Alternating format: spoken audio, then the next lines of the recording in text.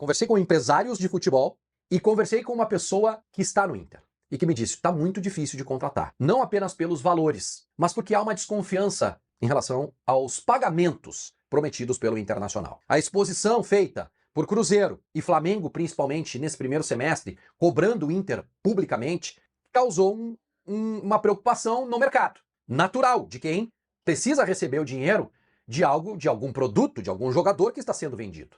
Conversei com vários empresários, tá? E que me disseram o seguinte, olha, a gente nem oferece mais jogador pro Inter. Primeiro, porque a resposta é demorada. Segundo, porque a primeira resposta quando vem é não temos esse dinheiro. E segundo, ou terceiro, e talvez o principal motivo, é que o Inter está sem credibilidade. Então o empresário que é o intermediário e que traz o jogador, ou o próprio empresário do jogador, ele sabe porque ele já trouxe jogadores pro Inter nesta gestão e não recebeu a comissão. O Inter não está pagando ninguém. Nenhum empresário está recebendo do Internacional. Então é isso, gente. O Vaguinha traz esse tema sobre alguns não pagamentos, né? E justamente nessa esteira a gente falava há alguns dias aí do esporte, envolvendo a negociação com o Vitor Gabriel e a expectativa, né, de querer garantias de que vai receber esse dinheiro. Trago aqui para vocês o debate. O Inter está sem crédito? Eu acho que aparentemente sim, se quer desesperadamente vender tantos jogadores, tendo várias competições pela frente. E daí isso também é o reflexo de um clube que não se comunica, né? Não fala nada pro seu torcedor, não explica, não é claro com as suas decisões. Mas a gente falou que o time precisa vender. Isso não é ser claro, isso é tu ser raso. Ser claro é dizer, precisamos vender por causa disso, disso e disso. Essa tal venda pode nos ajudar de tal e tal maneira. O Inter não é claro. O Inter não é claro quando começa a temporada dizendo para o seu torcedor o que o clube pode fazer ou não pode fazer durante a temporada. Onde o Inter pode chegar ou não pode chegar.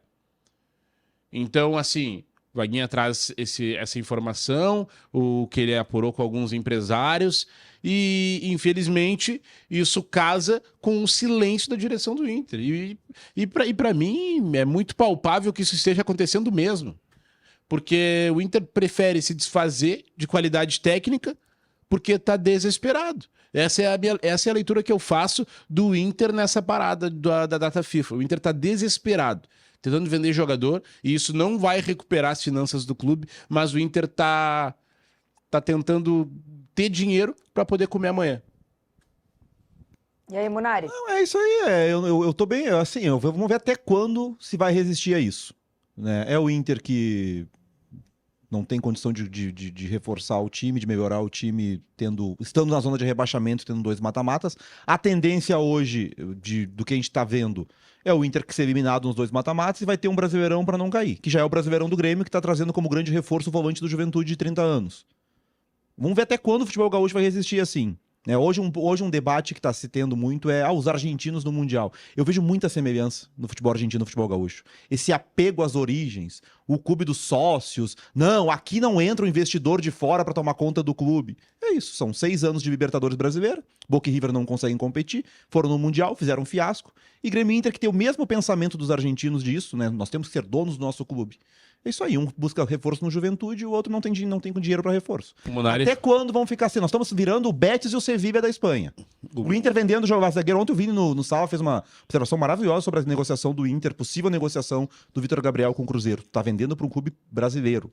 É o que Betis e Sevilla fazem na Espanha, vende para Real Madrid e Barcelona. E não ganham deles nunca. O Munari falou, vamos ver até quando, agora do Inter especificamente, o Inter vai resistir. O Inter já não tá resistindo. É que esse é o grande ponto. Não tá resistindo. O César, não, só pra pontuar, tá um fiasco. Pra mim, é fiasco. É isso. É fiasco. Tu tá vendendo jogador jovem de 20 anos pro Cruzeiro, é fiasco. Tu tá na Libertadores da América.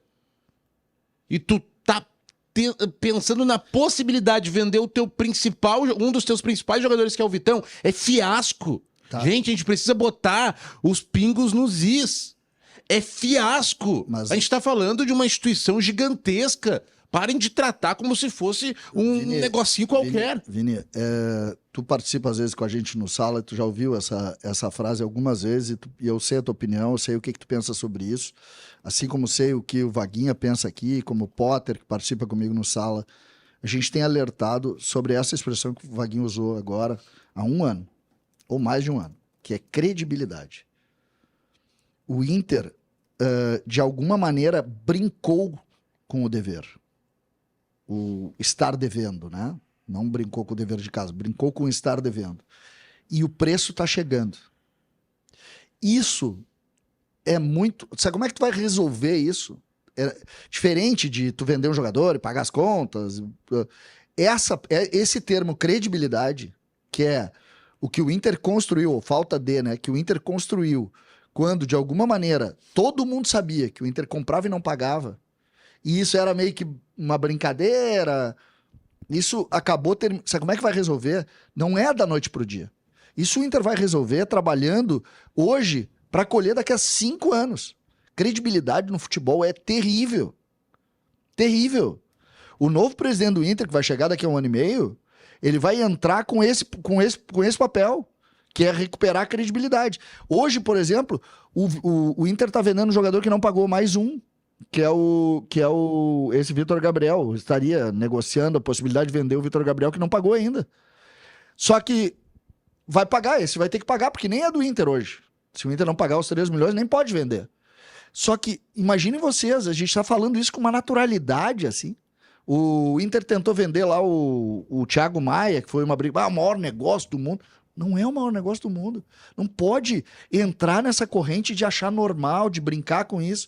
Eu tô falando isso com muita tranquilidade, porque eu sei exatamente qual é a posição do Vini, que a gente já conversou sobre isso, com o Potter e com o Vaguinha, que são os representantes do Inter aí, que participam de uma maior forma comigo. O Inter precisa, antes de qualquer coisa, recuperar essa expressão.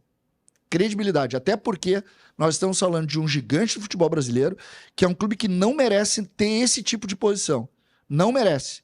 Porque o Inter não merece, os torcedores não merecem.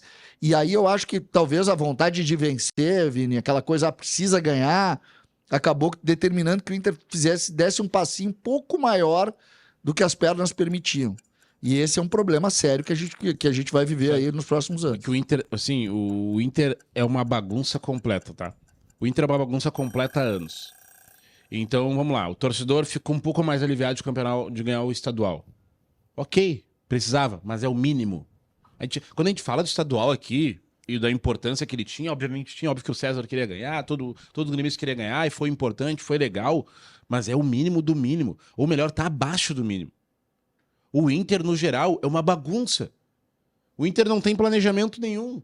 O Inter começa o ano dizendo que vai ganhar tudo e no segundo semestre não tá em nada. Esse ano tá em tudo no segundo semestre, mas quer se desfazer de jogadores. O presidente Alessandro Barcelos assume e a ideia é que não, vamos fazer um Inter disruptivo, com treinadores estrangeiros e não sei o quê.